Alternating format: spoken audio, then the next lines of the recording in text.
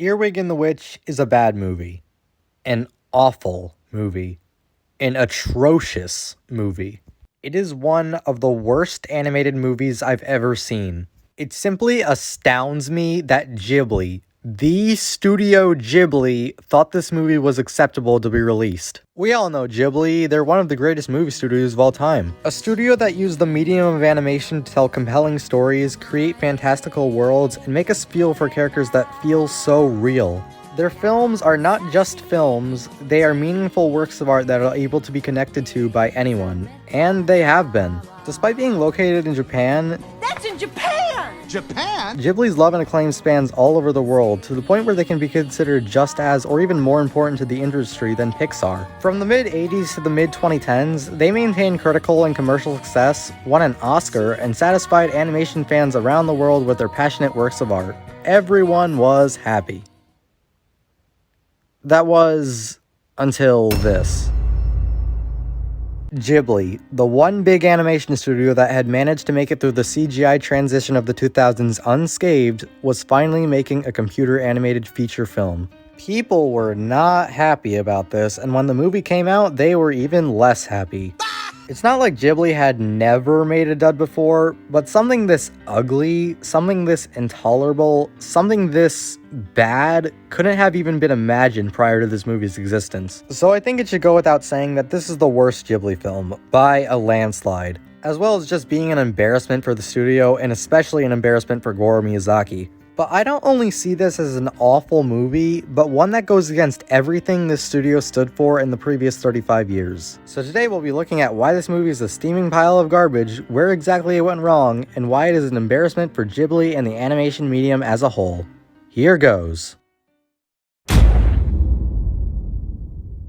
The writing is the most important part of any movie. The screenplay is supposed to act as a base for all the other pieces of a film and how they function. But I want you to note that I say writing rather than plot, because not every movie needs to have a structured story to turn out good, and this is something that Ghibli has always known. They've always been a lot looser with the way they present their stories on screen when compared to other animation studios. They aren't really glued to the typical 3-act structure that's common to see in movies. They can make a slice-of-life film with little to no external conflict, a fantasy film more set on world and character building than establishing an end goal, a drama where we explore the internal conflicts of a character through their life struggles. The possibilities are endless. But you can't just throw any idea you want at the screen and expect it to stick. Film doesn't really work that way. With every film they made, Ghibli always remembered to add 2 elements that made any type of film they wrote work. These 2 elements are development and reason. This is what separates an actual work of art from literal garbage. My Neighbor Totoro understands this, Princess Mononoke understands this, The Tale of the Princess Kaguya understands this, Spirited Away understands this. Earwig doesn't. To sum it up, Earwig and the Witch follows an orphan girl named Earwig who gets adopted by a witch and is forced to do her bidding. And yeah, that's pretty much it. As I said, you don't need to have a plot to have a movie, but what you do need to have is something intriguing to present. You know, like some interesting world you want to show the viewer, some character growth to leave an impact on the audience. Well, to be fair, I guess there were attempts to do both these things. This is literally a movie about an average girl getting caught up with witches and spells and all sorts of magical shenanigans, so there's gotta be some sort of lore or magic system behind all of this. Well, yeah, there are a lot of crazy magical things in this movie, but there's no reasoning behind them. Spirited Away and Howl's Moving Castle had a lot of magical elements as well, but they actually felt thought through. There was an actual system behind these elements and why everything was doing what it was doing. This made it so the elements not only served the plot, but also made the world feel alive and really immersed you in it. I'd be lying if I said this magic stuff didn't serve the plot in Earwig, but that's it. These elements are here because movies got a movie and people like Kiki's Delivery Service, so why not? That's not what good writing is. Bella Yaga is a witch because the plot says so. The Mandrake is a weird dragon thing because the plot says so. This cat can talk because the plot says so. You get the idea. The entire film, I'm just sitting there confused. It's throwing different plot points and set pieces at us with no rhyme or reason, and we're expected to understand all of it. It's not a case of learning about this world as the characters do, like Chihiro in Spirited Away. It's more so a case of the movie going, "Oh, haha, look at this, it's really cool, right?" without having any plot or character relevance. Even beyond the world building, there are a ton of other narrative elements this movie never bothers to explain and are just there Because. Why does the witch need an assistant? The mandrake has little egg monsters and demons to help them out. I'm sure you can just use those. Why do this witch and her dragon husband live in this normal house, in this normal neighborhood, in this normal town? Do witches and humans live alongside each other in this world? If there are witches, is there like a Hogwarts? Why did Earwig's mom leave Bella and the mandrake? Where was she throughout the entire movie? Why'd she come back? And apparently Howl's Moving Castle exists within this universe, which means Hayao Miyazaki exists, which means Goro Miyazaki exists, which means Earwig and the Witch exists within Earwig and the Witch. I know I sound like CinemaSins, but these are basic story elements that the movie never bothers establishing, except for that last one. Other Ghibli films made sure that there were reasons for something to happen in the movie, and these reasons were naturally built into the world that surrounded the characters. The worlds made sense, and the stories mostly felt cohesive. Like in Kiki's Delivery Service, it's established early on that witches always go out to live by themselves when they're 13. And then when Kiki goes out, the movie is about her struggle to fit in and make a living as a magic witch in a not magic human society. That's an interesting conflict that's not only easy to grasp, but it's also tied into the world the movie is set in. But Earwig? Nah, that's too boring. Let's just write whatever we feel like. What could possibly go wrong? I guess this world feeling so underdeveloped kinda makes sense when considering the movie's history. You see, Earwig is based on a book like most other Ghibli films are, and this book was written by the late Diana Wynne Jones, but it was published after she had died. This left some elements in the book a lot flatter than in her previous works. But with the switch from book to film, this could have been the perfect opportunity to actually flesh out these elements and make it feel like a more complete story with a more immersive world. I can't speak on how much they actually changed since I haven't read the original book, but with the film we got, it doesn't feel like they changed anything. Oh no, wait, my mistake. They made sure the story was set in the 90s in England so Earwig wouldn't have a smartphone. Because clearly that's a more important change than bothering to flesh out your world in the slightest. But you know what? Fine, I'll let horrible and flat world building slide. After all, Ghibli tends to make more character-driven movies, with the characters and their growth being at the forefront, and the rest of the writing just supporting that. Hopefully the characters in this movie are like Earwig is possibly the worst protagonist in any animated movie ever. Everything about this character makes me want to tear my hair out. I think her introduction scene serves as a perfect warning for how intolerable she will make the rest of this movie. Basically, the movie starts with Earwig and the other orphans derping around in these Charlie Brown looking ghost costumes for some reason. Then Earwig goes into this place where she's not supposed to go and drags her friend along against his will. Then she spends the entire scene making fun of her dopey friend and scaring him. Hey writers, am I supposed to like Earwig? Because I don't. She's clearly not a kind or sympathetic person, yet the movie still wants me to feel for her. Why? This scene isn't funny or charming and doesn't make me like either of these people. Also, it turns out that the name of Earwig's dopey little friend is Custard. I thought that was the name of the cat, but it's the name of the kid. Custard! Okay, then Custard asks if Earwig wants to leave the orphanage and go live with a family, and Earwig says no. But get this, Earwig doesn't want to stay in the orphanage because of emotional trauma or anything, but it's because she likes bossing everyone around in the orphanage, and if she went to live with a family, she wouldn't have as many people to boss around. This is her conflict, folks. She wants to boss around as many people as possible. And then to top this simply wonderful scene off, she tells Custard that he is stupid and that he'll never get adopted. How is Earwig supposed to be likable? Do the writers want me to root for this dictator in training who treats everybody like garbage? Oh, and it's not like this movie is aware of how unlikable its main character is, because at the beginning, Earwig just seems to get away with being a little brat. In the next scene, she barges into the kitchen and calls the cook fat, and then she just leaves and the cook laughs. What's going on? Do these people like Earwig despite her treating them like garbage? Now, you might think this is all a setup for the rest of the movie where Earwig learns to be nice or something, but the thing is that she doesn't learn to be nice, despite her literally getting a taste of her own medicine by being tortured by a witch. The only one who can control the demons seems to be the mandrake.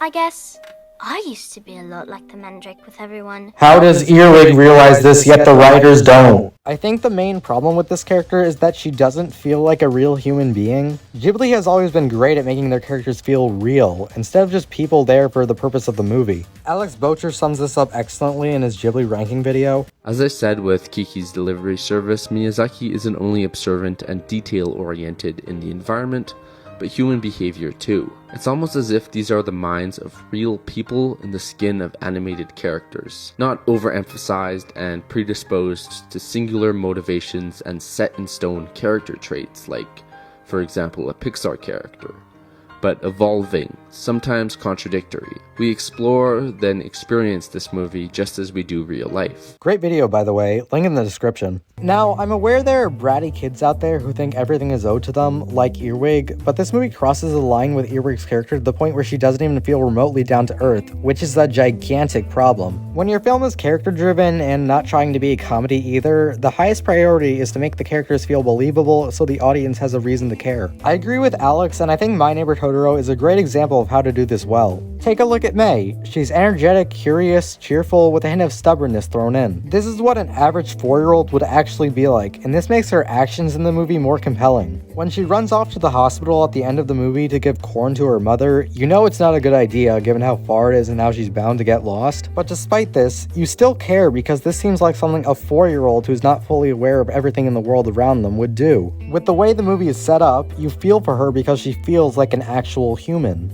The character of Earwig doesn't work because although some kids can be bratty, that's all she is. When I look at these scenes, I don't see the mind of a real person in the skin of an animated character, but instead, I see the writers just coming up with character traits for her and leaving it at that. The problem with that is that if you give a character just a couple simple characteristics and nothing else in a character-driven movie like this, it's really hard to care. Especially when you have a character who's as unlikable and obnoxious as Earwig is. Earwig is less like an actual human and more like a brick, with the words annoying and manipulative written on it. These are her assigned character traits and she's not allowed to show anything else. When she goes to the witch's house for the first time and gets introduced to this weird new environment with weird new characters, instead of having any unique reaction, she just looks at how dirty it is and continues to be her usual bratty self and bother those around her. If Earwig were actually a down-to-earth character, she would be much more freaked out by being adopted by a witch who abuses her, but here she's just the same character throughout the entire movie's runtime.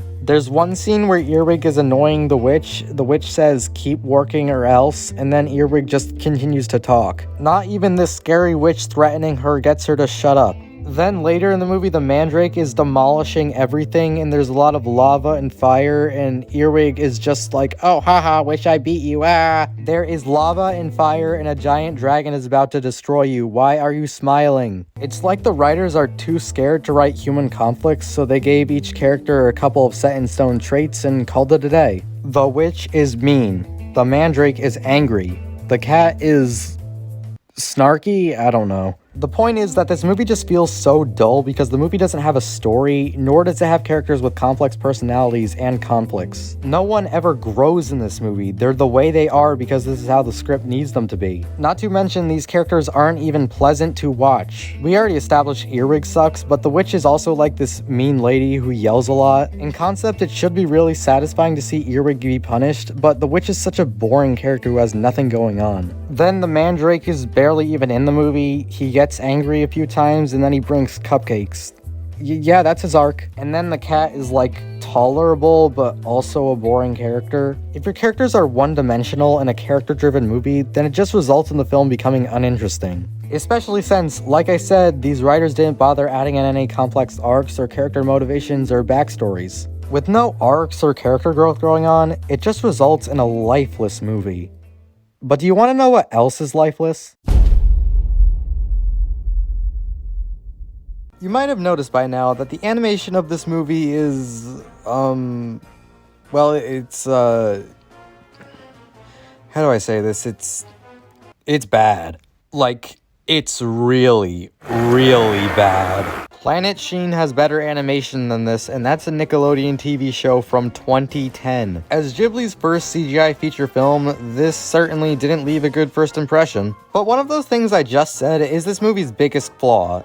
CGI. I'm not saying this in the sense that CGI sucks and hand-drawn is better, because other studios have proven that CGI can work just as well. But most of this movie's visual problems solely stem from it being computer animated. I'll talk about this later, but not only would this movie look 100 times better if it was just traditionally animated, but the CGI adds nothing of value to this movie and only makes it worse. Oh, where do I begin? How about the character designs?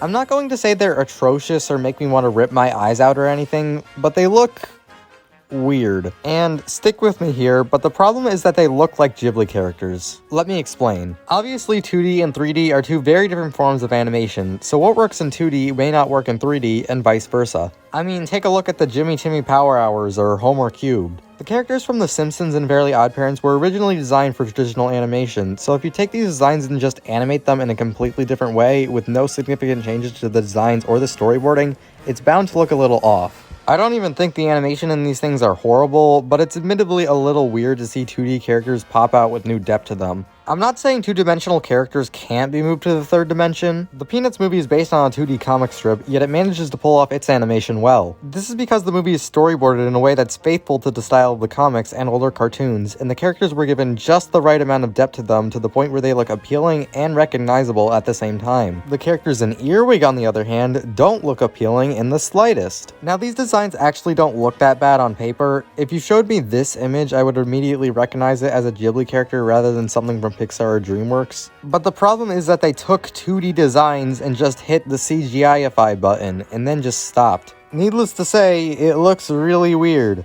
Like I said, not everything that works in 2D translates well into 3D. Yubaba has an awesome looking design, but if you took it and just directly translated it into 3D, yeah, it would probably look horrifying.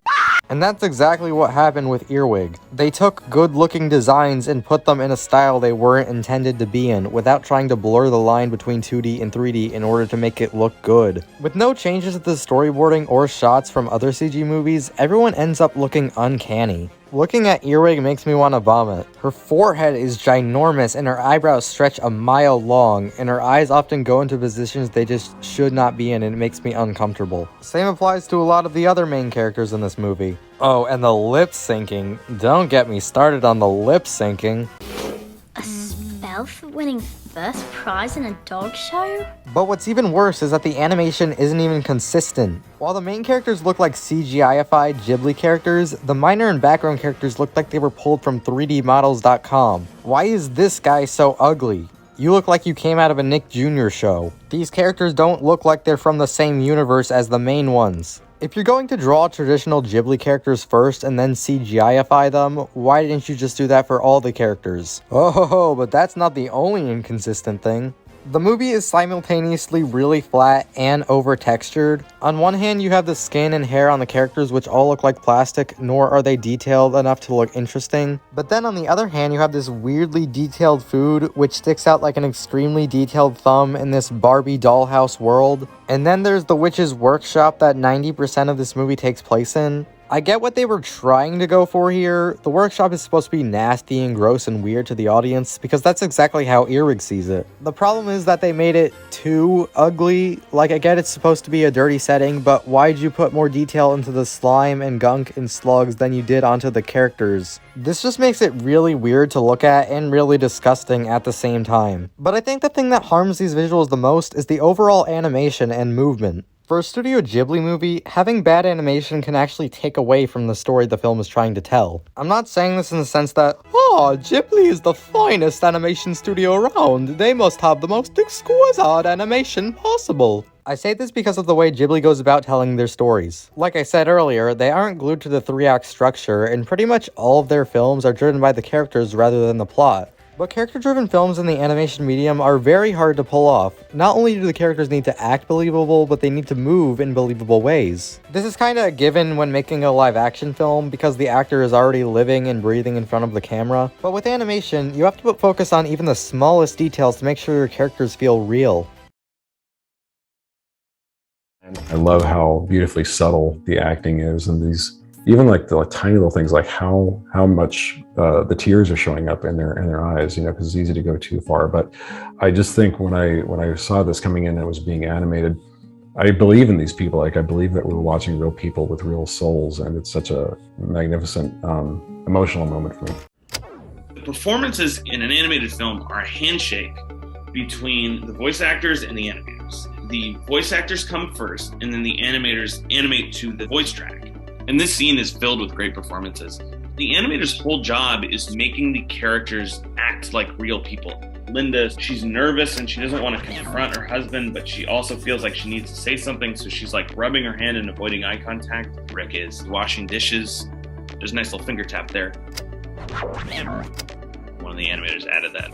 It was so exciting because it meant the movie was a little bit more alive, and some artist was bringing something new to it. These tiny little animation details may seem pointless, but they actually serve to make the audience feel like they're watching actual people, as opposed to just a bunch of pictures or 3D models. And when your movie is focused on the characters over everything else, this is essential. I could use every single Ghibli film as positive examples here, but I don't have all day, so I'm just gonna go with the best one. When Marnie Was There is a great example of adding life into animated characters. Not only do these people have complex emotions and struggles like we would have, but the ways they move and interact with the world around them feels so natural. Look at the way Anna walks along the marsh, or the way Miss Oiwa picks up the salad, or the way Marnie does this little twirl with her dress when she's feeling happy. These movements not only feel real, but are connected to the personalities of these characters. And they also manage to give life to things like the clothes or water. Sometimes you even forget you're watching an animated film, not because the style is made to look lifelike, but because every movement feels so natural that you just get sucked into the world.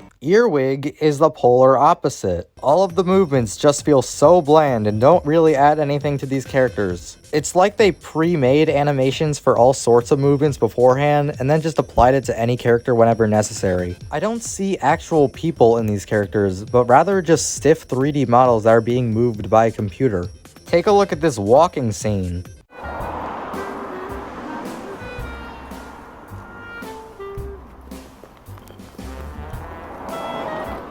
The characters all have the same boring walk cycle throughout the entire scene, which doesn't add any personality to them. They're just walking, and that's it. When Earwig is crushing some dust for the witch later, the movement is so boring. She just goes up and down in a straight line. Wow, that's so interesting and makes her feel like a real human. I would say these motions make the characters come off as robotic, but even when in the right hands, robots can be capable of expressing themselves through their limited movements. Every character in this movie just moves around in the most basic way possible, and it makes the animation either dull or weird looking. And it's especially weird in the case of this scene.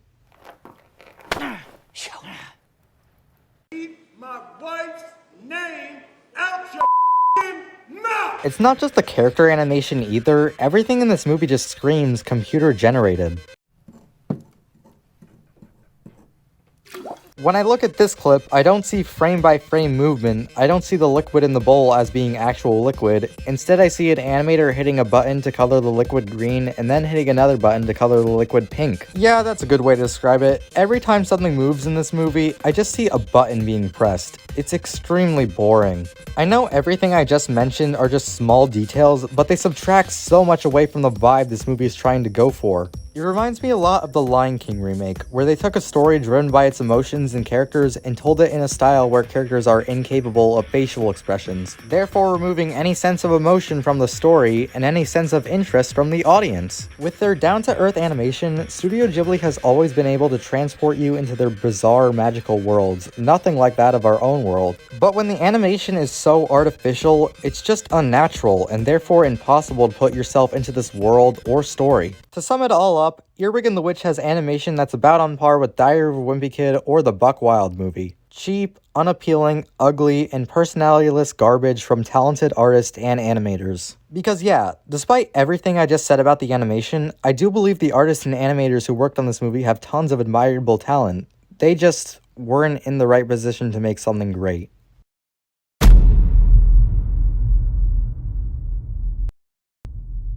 If there's any respect I have towards this film, it's towards the artists. Although the final animation looks less than stellar, I can tell what they were trying to go for here. As I said, this was Ghibli's first CGI film and most of the art staff was reportedly young and new to the studio, so it's really admirable that they pulled out the most they could. Even if it ended up failing in the end, it's cool how they tried to adapt Ghibli in 3D, and heck, they even tried to give the animation the stop-motion vibe of Laika and Artemin, and that's a neat idea. I have tons of respect for these people, and I don't think they should be blamed for how the animation turned out, because they were really trying to make the animation good, and it was an admirable effort. But there is a certain other person who deserves the blame here, a person I believe is responsible for the majority of this movie's problems. This person is none other than Miyazaki.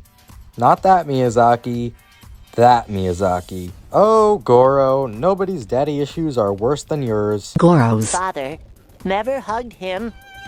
Isn't that sad? History lesson. Goro Miyazaki is obviously the son of Hayao Miyazaki, but despite being related to one of the greatest filmmakers in history, Goro originally didn't want to be in the film industry. He was a landscaper slash architect, and he even helped design the Ghibli Museum. This changed in the mid-2000s, however, when he was assigned to direct a film for his father's animation studio, and the results of that were, But after that, Goro went on to direct Up on Poppy Hill, which was a very successful and well-liked film. So this guy definitely isn't a bad director, and he does have some talent for making good movies. It's just that some of the decisions he makes make no sense. The obvious stupid decision here being the switch from 2D to 3D, but it's not a stupid decision for the reasons you may think. Sure, the animation in the final movie is awful, but Goro can't see into the future, so he didn't know how bad the end product would be. But even ignoring the quality of the animation, this is a decision that doesn't make sense at all, and practically set the movie up for disaster. No matter where you look inside or outside the movie, there is no reason at all for it to be computer animated. But let's start by looking at the movie itself. As we discussed, Ghibli had never made a CGI film before.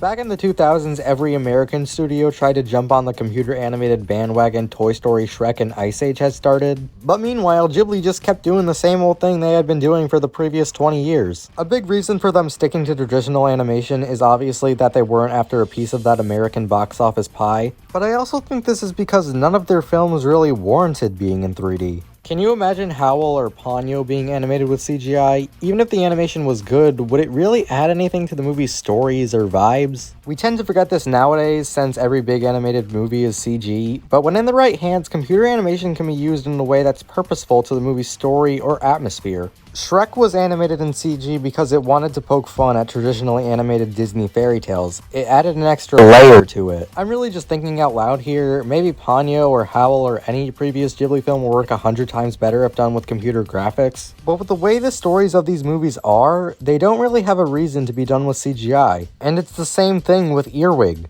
Ignoring the animation, the actual story of this movie doesn't really branch out from Ghibli's usual output. If this film was animated with 2D, nothing would be lost, and given how bad the visuals are, it would actually be better if it was animated with 2D. The best animated films are the ones where the writing and the visuals are working together to form an experience. The Lego Movie, Spider-Verse, the aforementioned Shrek, and Belle are animated movies where the writing complements the visuals and the visuals complement the writing. Both the writing and the visuals of Earwig are awful, and they don't gel or click with each other, making for a strange, ugly, awkward mess. But the decision to make this movie CG makes even less sense when looking at the production of it. You see, from the get-go, Earwig was intended to be a TV movie for Japan. This likely means the budget was smaller than that of an average Ghibli film or your average CGI movie. And if you know anything about 3D animation, you know it's much more expensive to pull off than 2D. And adding on to that, none of the animators they hired had any prior experience with making CGI. This means they didn't have the right amount of resources or practice to pull a risky project like this off. Now, I'm just going off what the internet tells me. I don't work at Ghibli, so I don't know every little detail about the production. But the details I just explained and the quality of the final project all add up and lead me to believe that the switch to CGI was a bad decision to make. It would have been better if Goro had just waited until he got another project with a bigger budget. Or, if he wanted to do CGI so badly, Ghibli could have collaborated with another studio that had more CGI experience. I think a teamwork effort between the artists at Ghibli who know their craft and some experts on computer animation could have really made the visuals for this movie something special. That's what Belle did, and the visuals of that movie are fantastic. But no, Goro went forward with this decision despite not having the right amount of money, despite not having the resources, and despite the story not warranting to be told in this style at all. Yeah, Goro, just do whatever you want with no rhyme or reason, ha ha ha. I have absolutely no idea why he made this decision. Or, at least, I had no idea. For this video, I went researching the production of Earwig, and I found this quote on the Ghibli Wiki regarding Goro's decision.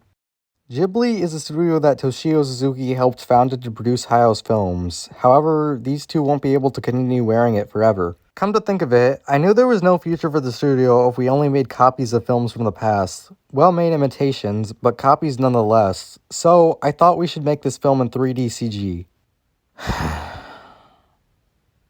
I'm gonna be honest, Goro makes a good point here that simultaneously makes me appreciate and hate this movie more. I get what he's trying to say, that being different and branching out is good, and I agree with that. In my Whiplash video, I talked about how important experimentation in filmmaking is, and how it keeps the magic of film alive. But I believe there's a difference between experimenting and then just doing whatever you want, and Earwig falls into the latter category. Yes, as a whole, this movie is much different than other Ghibli films, and I'd take an original project like this over a Kiki's Delivery Service live-action remake. But through all the changes made to this movie, it lost the most important thing of all, a purpose. When I look at this movie, all I see is just a tech demo. Not a story somebody wanted to tell, no message somebody wanted to say, just a tech demo. Ghibli has experimented quite a bit in the past, and they have a wide variety of films, but with those movies, they still felt like they had a reason to exist, like there was something a person wanted to add into the world. Even with the films I didn't particularly care for, they had clear visions of what they were going for.